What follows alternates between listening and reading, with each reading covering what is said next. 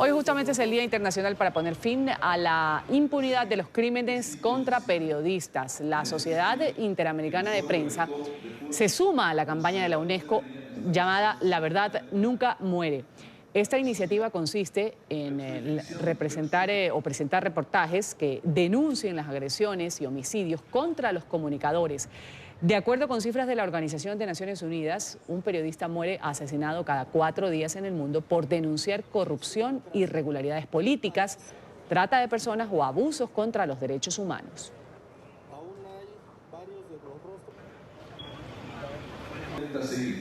Vamos a saludar a esta hora en Miami, Florida, a Ricardo Trotti. Él es director ejecutivo de la Sociedad Interamericana de Prensa. Un buen día, señor Trotti. Gracias por estar con nosotros en el programa La Mañana. Muchísimas gracias a ustedes, como siempre, por tenerme aquí en este programa. La verdad nunca muere. ¿Cuál es el propósito de esta campaña? Bueno, hace varios años nosotros hemos participado de un trabajo conjunto con otras organizaciones a nivel mundial y hemos cooperado, contribuido con la UNESCO a establecer el Día Mundial de los temas de crímenes contra periodistas y sobre todo para terminar con la impunidad. Así que se estableció el 2 de noviembre y desde entonces todos los años participamos en estas campañas, muy especialmente por la misión de la CIP, que es justamente uno de sus trabajos y proyectos más importantes, el estar continuamente investigando crímenes contra periodistas y elevarlos a instancias interamericanas donde tratamos de procurar justicia por las víctimas y también de apoyar a los familiares de las víctimas. ¿Cómo pueden las personas hacer eco de esta campaña? Bueno, creo que lo más importante siempre es tratar de tomar esta campaña, hacerla propia, tomar conciencia de que cuando se mata a un periodista y los crímenes permanecen impunes, perjudica el derecho del público a la información y sobre todo entender, yo diría, la conciencia que busca crear esta campaña, que tiene que ver que las democracias se debilitan cuando no existe libertad de prensa o a los periodistas se les imposibilita o se les limita o restringe de cualquier forma, y especialmente de forma violenta, a que busquen información y la difundan, porque esto repercute totalmente negativamente en contra del derecho del público a la información. Y creo que, más allá de tomar conciencia, creo que esto hace que la gente pueda escribir cartas a sus congresistas, cartas a las presidencias de cada nación, para pedir por justicia por este tipo de crímenes. Señor Trotti, se habla de decenas de periodistas que han sido asesinados en la región. ¿Qué tan grave, y pongámoslo en cifra, es la situación de los periodistas en este sector de América? Lamentablemente, acabamos de venir de nuestra asamblea en Salta, Argentina, hace 2 semanas, donde discutimos este tema, y hemos visto con gran congoja, preocupación, que este año han sido asesinados 30 periodistas en lo que va desde enero del 2018 a la fecha. Esto no venía pasando tal vez en años anteriores, se habían reducido el número de crímenes, pero estamos ahora ante una alerta máxima de que los crímenes se han reproducido y hay problemas en numerosos países. Como siempre, México es el país en los últimos años que representa o que muestra estadísticas mucho más elevadas que en otros países, pero también este año hemos visto cómo en Estados Unidos 6 periodistas han sido asesinados. Ahora, ¿qué tipo de medidas y apoyo da la CIP precisamente para reducir o evitar quizás esta violencia contra los comunicadores sociales? Bueno, prácticamente ejerciendo algún tipo de influencia y presión a los gobiernos para que se vayan creando sistemas de protección para periodistas o en países donde existen, como por ejemplo Colombia, México, Honduras, Guatemala, estos sistemas de protección tengan mayor recursos de parte del Estado, económicos y profesionales, especialmente en lo que tiene que ver con la creación de fiscalías especiales y otras herramientas que nosotros hemos puesto a consideración de los gobiernos. Nosotros en la CIP hemos elevado muchos de estos casos al sistema interamericano y justamente este año hemos tenido una victoria, yo diría una victoria también para los familiares de la víctima. La Corte Interamericana de Derechos Humanos sentenció al gobierno, o mejor dicho, al Estado de Colombia, por el crimen impune de Nelson Carvajal, un periodista que hace 20 años fue asesinado en Pitalito y que todavía muchas de las investigaciones que existen sobre el caso han quedado estancadas o el crimen quedó en la impunidad.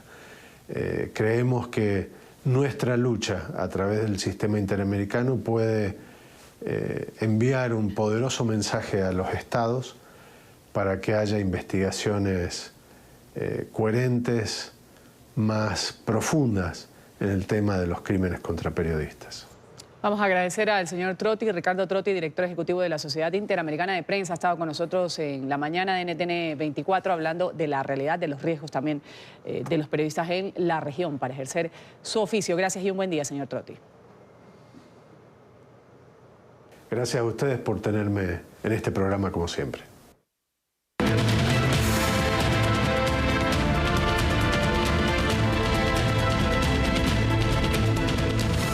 Hablamos de la caravana de madres migrantes centroamericanas que buscan a sus hijos desaparecidos. Ha llegado ya a la capital del país. Por más de 12 días han recorrido parte de Centroamérica, también del territorio mexicano, a fin de encontrar alguna pista sobre el paradero de sus hijos. Julio Sánchez desde México tiene la información a esta hora. Julio. Gracias amigos, ¿qué tal? Les saludo con gusto desde Ciudad de México. Así es, ha llegado hasta esta capital mexicana la caravana de mujeres, de madres migrantes que buscan a sus hijos desaparecidos ya por mucho tiempo. Y es que hemos podido platicar con algunas de ellas y nos comparten que llevan 5 o 6 años haciendo estos recorridos, esta caravana que parte de Centroamérica para llegar aquí hasta México, en donde ellos suponen, donde tienen los últimos indicios que pudieran estar sus familiares, donde tuvieron la última comunicación, sobre todo en el norte del país, donde la violencia es severamente complicada. En este contexto, por supuesto, platicamos con algunas de ellas, los testimonios son desgarradores, pero vamos a conocer juntos parte de lo que nos dijeron. Luego de recorrer miles de kilómetros desde Centroamérica, este grupo de madres de migrantes llegó a la Ciudad de México para seguir con la búsqueda de sus seres queridos. Doña María es de Honduras, hace más de 5 años no sabe nada de su hijo. Hoy nuevamente recorrió parte de la travesía migrante para tratar de encontrarlo. Dice que la esperanza y la fe son su principal fuerza para seguir luchando y buscando. Si yo ya me fui de aquí de México y no lo he podido encontrar en estos días, que busquen esa ayuda para que ellos se comuniquen conmigo y yo poder terminar este dolor que realmente yo ya no la quiero tener. Marco Antonio, su hijo, salió de Honduras en busca del llamado sueño americano. Dejó todo allá para tratar de dar una mejor vida a su familia. Para su mamá, que año con año sale en su búsqueda, no hay dolor más grande que la incertidumbre. Por eso le manda un mensaje, así, mirando su fotografía y con palabras que salen del corazón. Y yo lo espero todos los días con los brazos abiertos y su hija también. Él la dejó de 5 años, ahora tiene 11. Ya está en 5º grado, este otro año va para 6º y es muy inteligente, que lo sepa.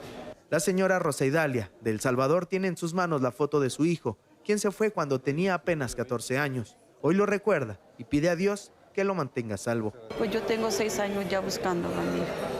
Desde que lo hemos buscado, nosotros no hemos recibido ninguna respuesta, no hemos tenido ninguna comunicación con él, ninguna pista, porque yo vengo en busca de él y no he recibido ninguna pista, y eso es lo más doloroso.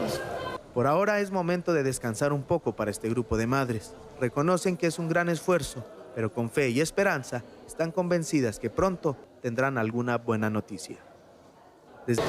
Así es, queridos amigos, la caravana de madres centroamericanas que buscan a sus hijos desaparecidos permanecerá aquí en la capital mexicana por algunos días más.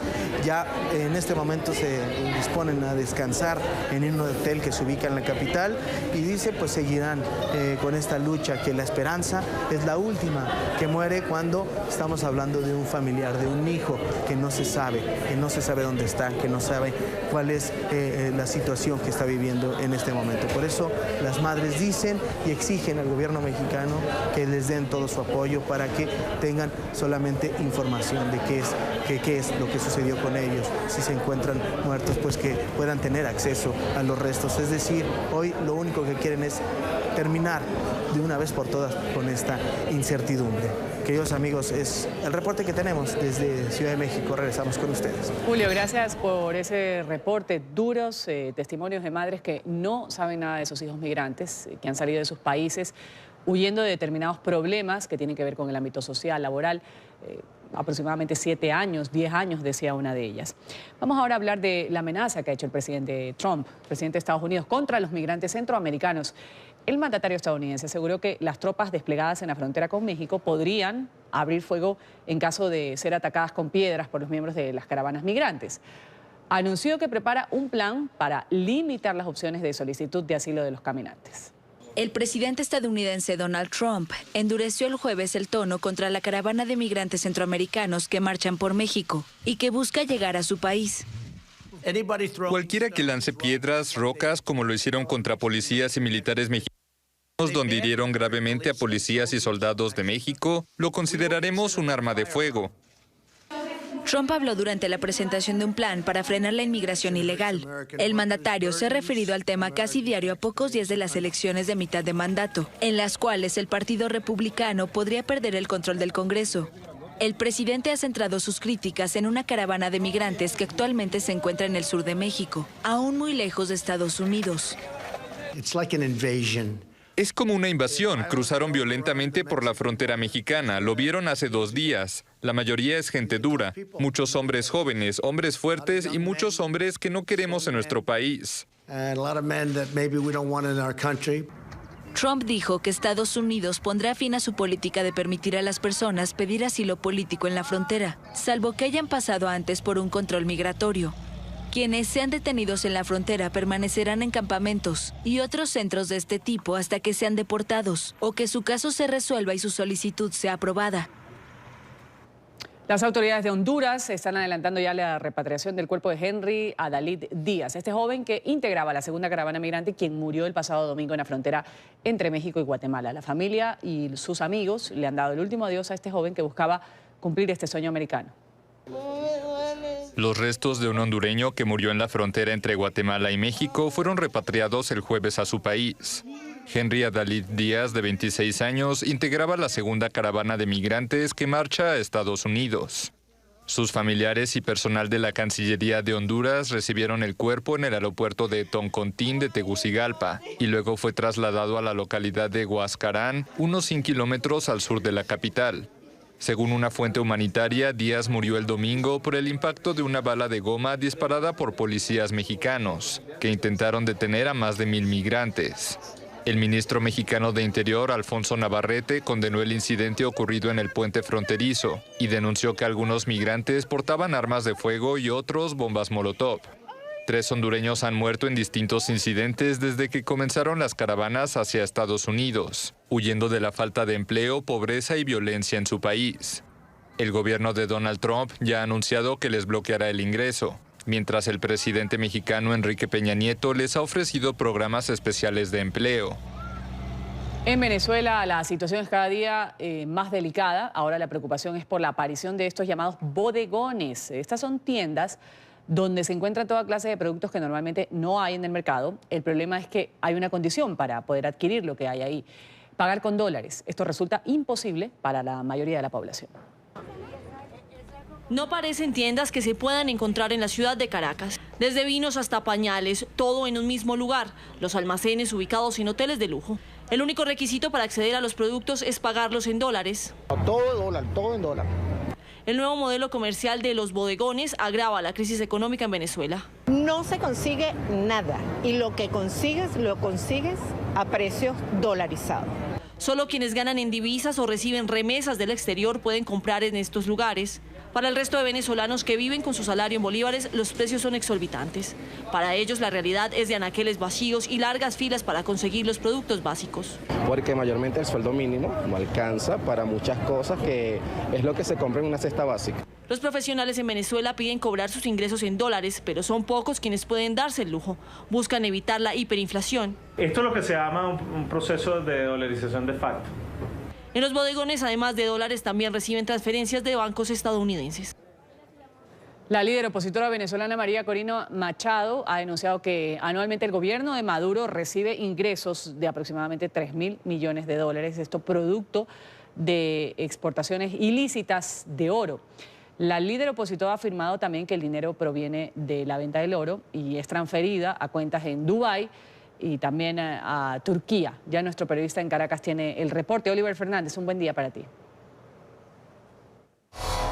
Buen día, Ruth. Un placer saludarte desde Caracas. Así es, la líder opositora María Corina Machado respondió luego de estas sanciones impuestas por el gobierno de los Estados Unidos, reaccionó luego que lo sancionara justamente por la comercialización ilícita del oro venezolano. Dijo que a Venezuela le ingresa aproximadamente, no a Venezuela, al gobierno de Nicolás Maduro, entre 1.000 y 3.000 millones de dólares al año. Y este dinero, por supuesto, va a parar a paraísos fiscales. También dijo que son los grupos irregulares los que de alguna manera están dominando la venta del oro en el sur del estado Bolívar. También denunció que grupos irregulares como el ELN de Colombia y las Fuerzas Armadas Revolucionarias de Colombia de alguna manera se han enfrentado a estos grupos irregulares que operan allí y han ocurrido algunas masacres. Vamos a escucharla. Pues la información que tenemos es que es una cifra mucho mayor, que se estima entre 2.000 y 3.000 millones de dólares anuales de oro que solo por las islas del Caribe estaría saliendo anualmente de Venezuela. Dinero que es enviado a Dubái y de allí efectivamente va hacia Turquía, donde bancos turcos adquieren este dinero. ¿Sabes cómo nosotros los calificamos? Estos son los lingotes de la sangre. Lingotes de la sangre. El oro que está produciendo la muerte de decenas de venezolanos, masacres, en el cual se está produciendo un enfrentamiento brutal entre las mafias que conforman el sistema venezolano. Los planes del oro, las redes del oro que pretenden ser desplazadas por la guerrilla del ELN y los grupos no desmovilizados de la FARC que siguen instrucciones de Cuba. Ruth, para hoy se tiene previsto que precisamente la líder opositora María Corina Machado participe en un taller que se realizará en el Colegio de Ingenieros de Venezuela. Allí, de alguna manera, van a buscar las razones y los motivos para tratar de cambiar al gobierno de Nicolás Maduro. Hay varios expositores que de alguna manera van a esgrimir cuáles son esas propuestas para de alguna manera poder cambiar el gobierno de Nicolás Maduro. También se espera que en el Hospital JM de Los Ríos, acá en Caracas, el principal hospital de niños, puedan participar SECODAP, esta organización no gubernamental que se ha encargado de defender a los niños en Venezuela, conjuntamente con las madres que de alguna manera tienen también a los niños hospitalizados allí. Ellos van a ofrecer las cifras de los niños que han muerto lamentablemente durante todo este año 2018, que supuestamente esta cifra pudiera superar unos 300 niños al año que pueden morir no solo en el JM de Los Ríos, sino también en todo el territorio venezolano. También vale destacar, Ruth, que las bombas de gasolina en Venezuela amanecieron abarrotadas. Esto precisamente por la escasez de la gasolina en todo el país, pero este fenómeno no se había visto con regularidad en la capital. De alguna manera siempre la capital estaba surtida de gasolina, sin embargo esto no está ocurriendo y también la gasolina de 91 octanos está llegando en malas condiciones y esto está dañando el parque automotor en Venezuela. Es la información que nosotros podemos aportar a esta hora desde Caracas. Volvemos contigo a la mañana de NTN 24. Gracias a Oliver por ese reporte desde Caracas. Vamos aquí a hacer una pequeña pausa en la mañana de NTN 24. Enseguida vamos a conocer una apreciación que tendría la monarquía de Arabia Saudí sobre el periodista que fue asesinado en la embajada de este país en Estambul. Ya volvemos. Ya regresamos con La Mañana.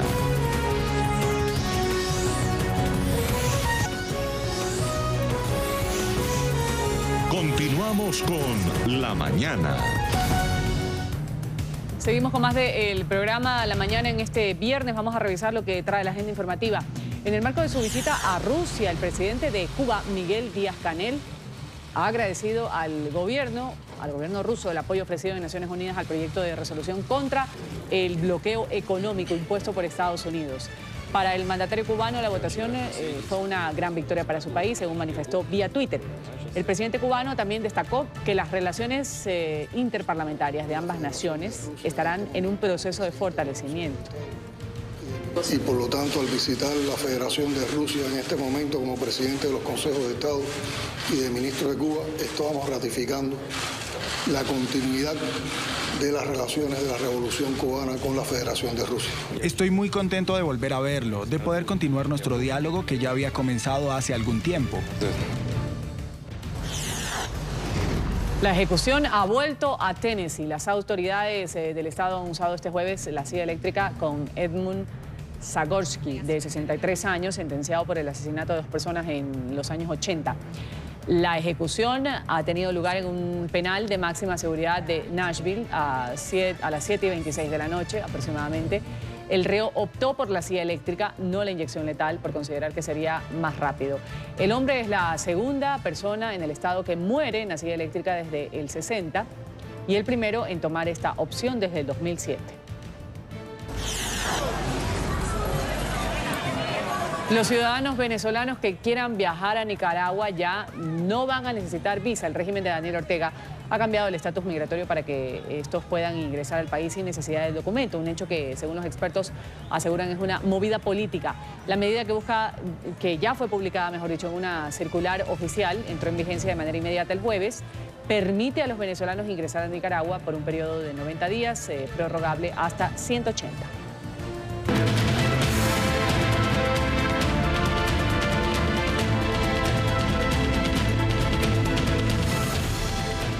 Vamos a revisar lo que es noticia en la Unión Americana. Hay nuevas revelaciones del caso del periodista asesinado en Washington, del Washington Post, Jamal Khashoggi.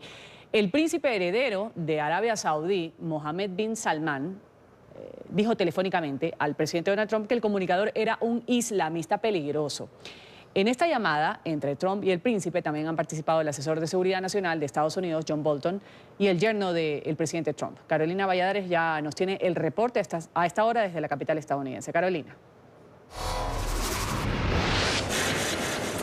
¿Qué tal? Buenos días desde Washington. En la llamada que tuvo lugar entre el príncipe heredero saudí Mohammed bin Salman y el presidente de los Estados Unidos, Donald Trump, según el Washington Post, también participó el asesor de seguridad nacional del presidente John Bolton, así como el yerno de este, Jared Kushner. Además, según fuentes del diario, esta llamada tuvo lugar días después de la desaparición del periodista del Post, el 2 de octubre de este año, y también antes de que finalmente, tras la presión internacional, el Reino de Arabia Saudita reconociera el asesinato del periodista. Además, según fuentes del Post, en la conversación entre el príncipe heredero y Donald Trump, el primero intentó convencerle de que Jamal Khashoggi era miembro de esta afiliación político-religiosa bastante extendida en Oriente Medio, en los hermanos musulmanes, y asimismo intentó convencerle de que mantuviera Estados Unidos sus vínculos, sus conexiones con Riad. Según la esposa del periodista, la que iba a ser su futura esposa, de hecho, ella nega rotundamente de que su prometido en aquel entonces fuera parte de los hermanos musulmanes. Hay que poner todo esto en contexto.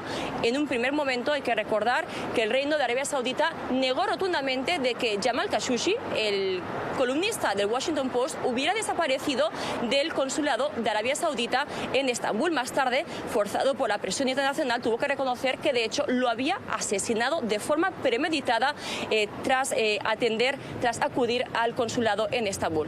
Desde Washington, Carolina Valladares para NTN 24.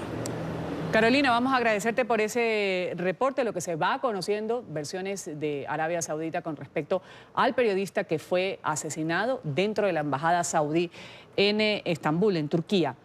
Vamos ahora a hablar de la Maratón de Nueva York, que se celebra el primer domingo de noviembre en esta ciudad. Cada año participan cerca de 50.000 corredores, congregando a más de 2 millones de espectadores. Es considerada esta maratón como uno de los mayores eventos deportivos de la ciudad de Nueva York. Estará marcado precisamente este evento por fuertes medidas de seguridad. Y Alejandro Rincón está listo con la nota y listo también para participar en esta maratón. Varios días de entrenamiento, ¿verdad, Alejandro?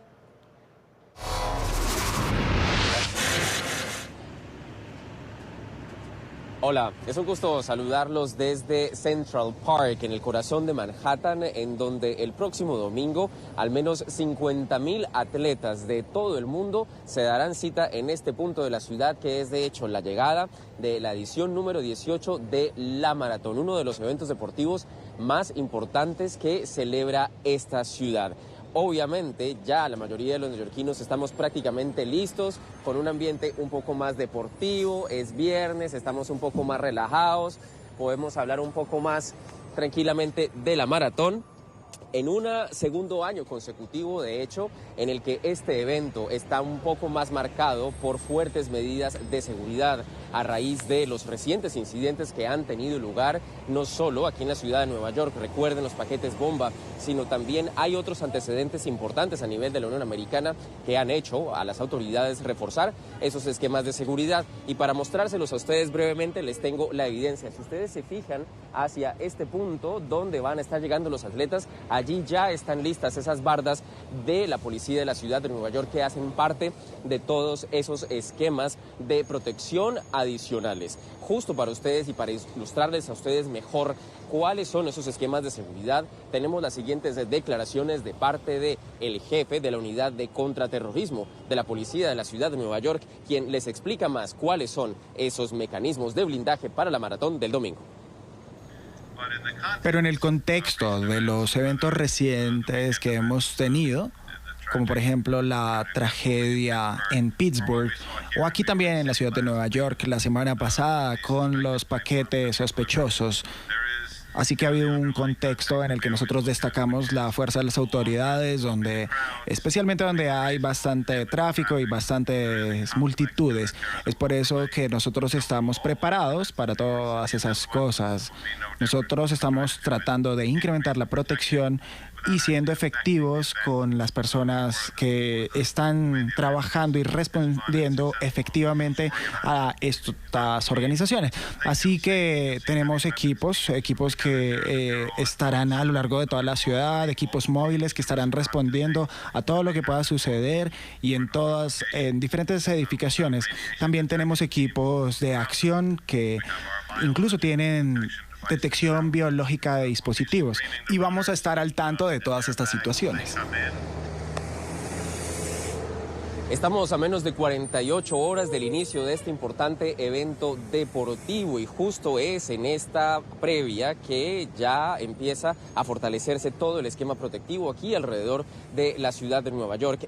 Como les recordaba al principio de este contacto, es el punto de llegada de quienes van a participar de ese evento. 50.000 corredores obviamente van a estar blindados por esos esquemas de seguridad, pero obviamente todo como medida de precaución. El mensaje central de las autoridades para este evento del domingo es que al menos por ahora no hay una amenaza activa directa en contra de la ciudad de Nueva York, de forma tal que lo que se hace es invitar a todo el mundo, a todos los neoyorquinos a que participen de uno de los eventos deportivos más importantes de todo el calendario de 2018.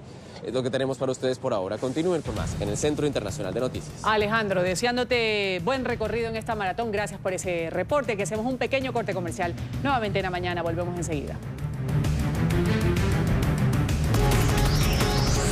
Ya regresamos con La Mañana.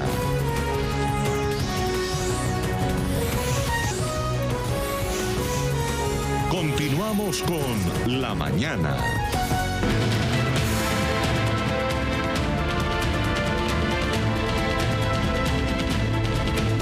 Vamos a continuar en España, donde hay reacciones luego de conocerse la decisión de la Abogacía del Estado de retirar el delito de rebelión en contra de los líderes catalanes responsables del referéndum independentista. Solo se van a mantener los delitos de sedición y malversación. Vamos a saludar con este tema a Marcelo Moncayo desde Madrid. Adelante, Marcelo. Hola, ¿qué tal? Un saludo para ustedes en la mañana desde el Tribunal Supremo de Justicia. Amigos televidentes, en España no paran las reacciones luego de conocerse en las últimas horas la decisión de la Abogacía del Estado que representa al gobierno de retirar el delito de rebelión y solo mantener el de sedición y malversación en la acusación que se sigue en contra de los líderes independentistas catalanes, varios de ellos en prisión preventiva hace más de un año. Esta decisión de la Abogacía del Estado va en contra de la que impulsa la Fiscalía, que considera que sí existe el delito de rebelión por los actos violentos que se dieron en el marco del referéndum independentista del 1 de octubre del año pasado. Para la oposición política, esto demuestra que Pedro Sánchez hizo concesiones a los separatistas con tal de tener su apoyo para ser nombrado presidente del gobierno. Porque al final, si en España se manda desde los barrotes de una cárcel, si en España al final quien te plantea la política presupuestaria son los de Podemos, o quien te dice lo que tiene que hacer la justicia son los independentistas, lógicamente uno no está legitimado para seguir en la presidencia del gobierno. Por tanto, le hemos vuelto a pedir a Pedro Sánchez que se pone del lado de la ley, del lado de la Constitución, del lado de los que defendemos que se penalicen los ultrajes al rey, que defendemos la labor del Tribunal Supremo frente a aquellos que dieron un golpe al Estado, o si no, queda muy claro que necesitas sus votos para permanecer en la Moncloa y, por tanto, estás deslegitimado para defender el país que tus socios quieren destruir. Esa es la petición que le volvemos a reclamar a Pedro Sánchez y a aquellos partidos que puedan ser útiles en que siga en la Moncloa. Amigos televidentes, la oposición además asegura que es evidente un pacto secreto entre el gobierno y los independentistas, pues hace algunos meses el ahora presidente Pedro Sánchez reconocía en una entrevista televisiva que sí había el delito de rebelión. Pero luego de ser investido, esa opinión cambió y hace algunos días varios de sus ministros e inclusive la vicepresidenta Carmen Calvo aseguraban no ver el delito de rebelión en ese proceso que se sigue en contra de los independentistas. De su parte, los separatistas hoy han vuelto a decir que no aceptarán ninguna decisión judicial que no sea la absolución. Este es el informe para la mañana. Sigan ustedes con más aquí en NTN 24. Hasta pronto. Hasta pronto, Marcelo. Gracias por ese reporte desde España. Y una pelea entre una pasajera y el conductor ha sido la causa del accidente de autobús sucedido el pasado fin de semana en la ciudad china de Chongqing, en el que murieron 15 personas después de que el vehículo se precipitara desde un puente al río Yangtze. Tras varios días de búsqueda, los equipos de rescate utilizaron un sistema para hallar este autobús que estaba hundido a 71 metros bajo el agua. Estas son las imágenes del momento exacto en el que un autobús cae al río Yangtze en Chongqing, en el centro de China. Una pelea entre una pasajera y el conductor fue la causa del accidente sucedido el pasado fin de semana en el que murieron 15 personas, después de que el vehículo se precipitara desde un puente al río Yangtze, el más largo de China. Al parecer, la disputa se inició cuando una pasajera que presuntamente se había pasado de parada gritó y golpeó al conductor, quien le devuelve los golpes y pierde el control del vehículo. Instantes después se observa el choque del autobús contra un coche y las imágenes se funden a negro entre gritos de los pasajeros. Tras varios días de búsqueda, los equipos de salvamento utilizaron un sistema de sonar para hallar el autobús, hundido a 71 metros bajo el agua y a 28 metros del puente donde ocurrió el accidente. Finalmente consiguieron sacar el vehículo del agua y hasta el momento han sido rescatados 13 cuerpos sin vida. Este caso despertó una fuerte polémica en China después de que a través de redes sociales se publicara que la conductora del automóvil que chocó contra el autobús era una mujer y que el suceso se había producido por la mala conducción de esta, ya que llevaba zapatos de tacón. Tras las imágenes publicadas, se confirma que la mujer, que sufrió heridas leves y se encuentra en proceso de recuperación, no tuvo ninguna responsabilidad en el accidente. Hablamos ahora de un arte feminista, la muestra que desnudó el machismo de las canciones de moda y se ha vuelto viral. Alumnos de un colegio secundario en Argentina representan con Barbies, con Kens, las letras de los cantantes y bandas famosas que naturalizan de cierta forma la violencia contra las mujeres. Esta iniciativa busca crear conciencia y hacer un llamado de respeto al género femenino.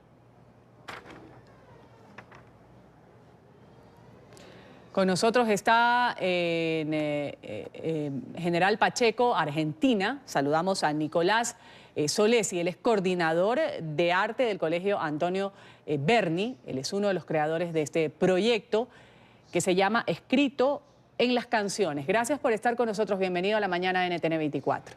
¿Qué tal? Muy buenos días.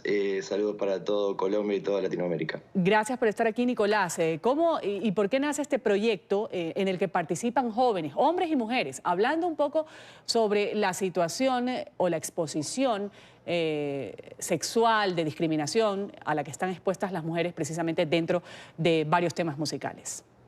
Bien, te cuento, la muestra surge de una muestra anual del colegio Antonio Berni, que queda en General Pacheco, y la idea es que cada año se va trabajando con una temática distinta. Este año tocó la música y generamos distintos proyectos con las distintas materias. En este caso, la materia Salud y Adolescencia, que tienen chicos de 16 años, con la profesora Carolina de la Fuente, y empezamos a investigar acerca, bueno, de las letras de las canciones que escuchan los chicos hoy en día y que también escucharon sus padres, digamos, en generaciones anteriores. Y un poco la idea sería escenificar con las Barbies, objeto bastante utilizado por los niños y las niñas. Un poco la idea sería esa, como escenificar las letras de las canciones. ¿Quiénes se involucran en este proyecto, Nicolás? En este proyecto están involucrados los profesores de todas las materias, en este caso Salud y Adolescencia, y además, bueno, los chicos trabajan con contenidos artísticos durante todo el año, y bueno, y vienen trabajando también con los contenidos de la ESI, que es la educación integral, digamos, sexual integral. Vamos a integrar en esta entrevista, Nicolás, si te parece. Tú has hablado de los profesores de salud y adolescencia de este colegio, y saludamos a esta hora a Carolina de la Fuente, nos acompaña. Ella es una de las profesoras, otra de las creadoras de este proyecto. Gracias por estar con nosotros, Carolina. Buenos días, gracias a ustedes por comunicarse conmigo. Hablemos particularmente desde la educación sexual. Quiero preguntarle, estas canciones con este tipo de mensajes que son resaltadas en el proyecto, ¿crean algún comportamiento negativo desde la parte psicológica y emocional a los jóvenes que la escuchan? Bueno, nosotros en tercer año, con estos mismos estudiantes, estuvimos abordando el tema de cómo el lenguaje, con su función preformativa, ¿no?, va como estableciendo ciertas conexiones neuronales que luego se hacen conductas, se hacen carne. Así que basándonos en esta idea, en este concepto, en este hecho concreto de que aquello que decimos, aquello que pensamos se termina haciendo acto en nuestras vidas, es que nos ponemos frente a las canciones con una actitud reflexiva, ¿no?, con esta mirada distinta de tratar de ir desentrañando qué es lo que dicen, cómo lo dicen y para qué lo dicen. Ahora, Carolina, controlar las letras de los diferentes artistas musicales, reggaetón, bachata, dígase lo que sea, quizás es muy difícil porque esto genera miles de millones de dólares. ¿Qué se puede hacer como padres de familia, como educadores, desde casa, desde las escuelas, para que los jóvenes, los chicos, niños, tomen conciencia de lo que escuchan y lo que replican con esas músicas? Yo creo que solo el ejercicio reflexivo, ¿no? Hoy hablábamos, antes de que ustedes se comunicaran con las estudiantes, que no se trata de ensañarnos con un intérprete o con un ritmo, ¿no? Que en todas las épocas hay canciones con estos mensajes de cosificación, de misoginia, de violencia hacia las mujeres.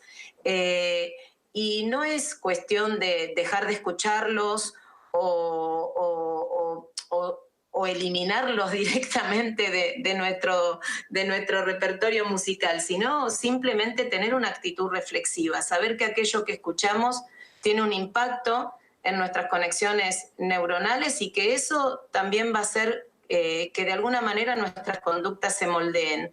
Entonces simplemente saber que estamos escuchando algo que tiene un impacto. Así que yo creo que como educadores o como padres, como madres, como adultos en general, nuestra postura tiene que ser esa, ¿no? No la de juzgar o censurar la música que escuchan los jóvenes, sino simplemente estimular la actitud reflexiva frente a esas canciones. Así es, no censura, no prohibición, no sanción tampoco, sino más bien un llamado a la reflexión, lo que propone Carolina de la Fuente, profesora de Salud y Adolescencia del Colegio Antonio Berni en Argentina. Gracias, Carolina, por estar con nosotros en la mañana de NTN 24. No, muchas gracias a ustedes. Hasta luego. Hasta luego, Carolina. Y seguimos con Nicolás, y como para concluir, sobre esta muestra que ha llamado mucho la atención, Nicolás. ¿Cómo ha sido tomada por los jóvenes? ¿Se logra esto que dice Carolina, el hecho de no censurar? No es que no van a ir a la fiesta y no cantan, no es que no estamos reunidos y no podemos entonar una canción de Maluma, por ejemplo, sino que reflexionamos. ¿Se ha logrado esto? Exacto. Sí, acción y reflexión, eso es lo que queremos generar. El arte es la acción y mismo volvemos a reflexionar sobre lo que hicimos. Y bueno, un poco pasó eso también. Mucha gente se sorprendió, mucha gente lo tomó muy bien, sobre todo porque está contextualizado en esta muestra y está contextualizado en lo que tiene que ver con la materia de salud y adolescencia, que es tan importante, ¿no?